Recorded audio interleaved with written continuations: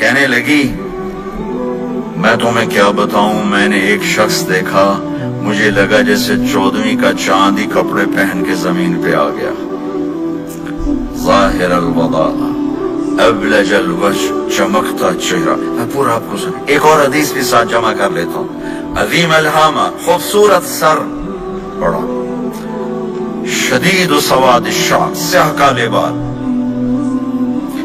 عظیم الہامہ، سر خوبصورت گولائی میں، واسع الجبین، کھلا ماتھا، ازہر اللون، کلیوں جیسا خوبصورت رنگ، چمکتا ہوا۔ پھول میں چمک تھوڑی ہو جاتی، کلی میں زیادہ ہوتی، کلیوں جیسا رنگ چمکتا ہوا۔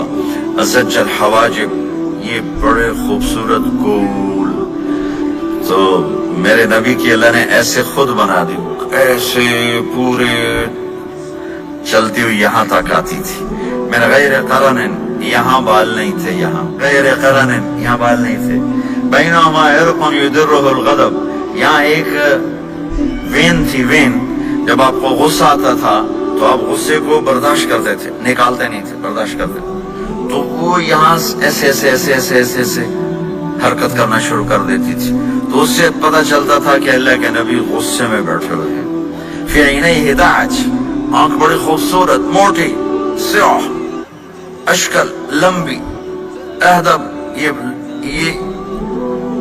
یہ بال بڑے لمبے، اکحل، بغیر سرما کے سرما لگا ہوا، انجل، ابرج، اہدب، احود، ادعج، اکحل، یہ سب نام میرے نبی کی آنکھوں کے ہیں کہ اللہ نے ایسی خوبصورت آنکھ کائنات میں اور کسی کو نہیں تھی۔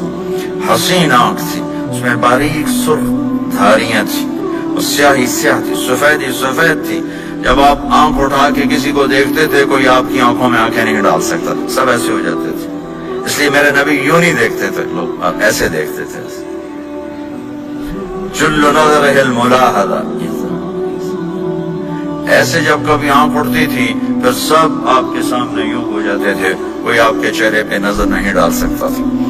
فی اشفارہ وطف، خوبصورت خوبصورت بال، اخر العرنین، ناک تھوڑا سا یہاں سے اٹھا ہوا، یہاں سے باریک، لہو نور یعلو، یہاں نور نظر آتا تھا، سے چمکتا ہوا چمکتا ہوا۔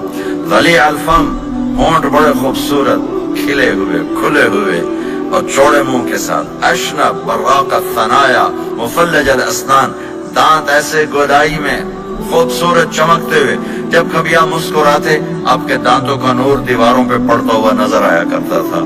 ایسے حسین دانت تھے ہمارے نبی کے کہ دانتوں سے نور نکل کے دیواروں پہ پڑتا ہوا نظر آتا تھا۔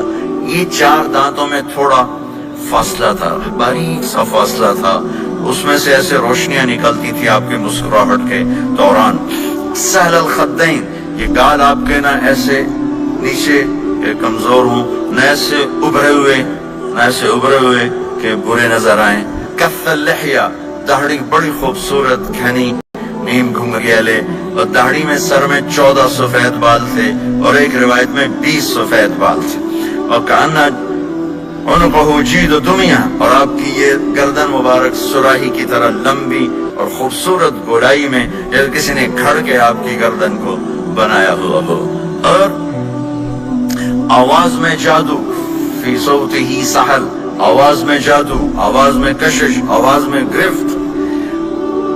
طفیل بن عامر ایک بڑے عرب سردار ہیں، وہ مکے میں آئے، لوگوں نے کہا ایک جادوگر ہے جس کو سناتا ہے اس کا ہو جاتا ہے، تو اس کے نہ سننا۔ انہوں نے ڈر کے اپنے کان میں روئی ڈال لی کہ میں سنتے ہی نہیں۔ طواف کر رہے تھے، آپ پہ نظر پڑی، آپ نماز پڑھ رہے تھے ایک طرف کھڑے ہو کر، تو نظر پڑی تو کھچ گیا دل، تو کہنے لگے من ہوا، یہ کون ہے؟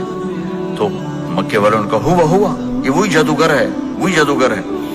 تو طفیل کہنے لگے میری جی میں آیا، تو اتنا بڑا سمجھدار آدمی ہے، یہ اتنا خوبصورت انسان میرے خیال میں جادوگر نہیں ہو سکتا، میں اس کی سنتا ہوں، اگر اچھی بات ہوگی تو لے لوں گا، غلط ہوگی چھوڑ دوں گا۔ تو طواف پورا کر کے آپ کے پاس آ کے بیٹھ گیا، آپ نے سلام پھیرا، تو طفیل کہنے لگا ما تقول یا محمد، کیا کہتے ہو محمد، کچھ سناؤ۔ تو آپ نے چند جملے بولے، ان الحمد للہ احمدہ واستعینہ واؤمن بہ واتوکل علیہ، من يهده الله فلا مضل له ومن يضلله فلا هادي له. تو وہ تڑپ گئے.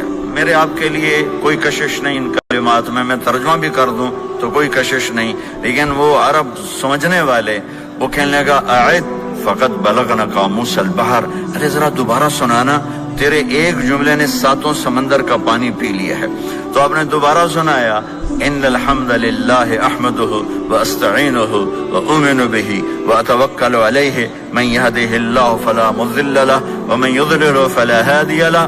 تو کہنے لگا مجھے کلمہ پڑھا دے، مجھے کلمہ پڑھا دے. آواز میں ایک کشش تھی جو سن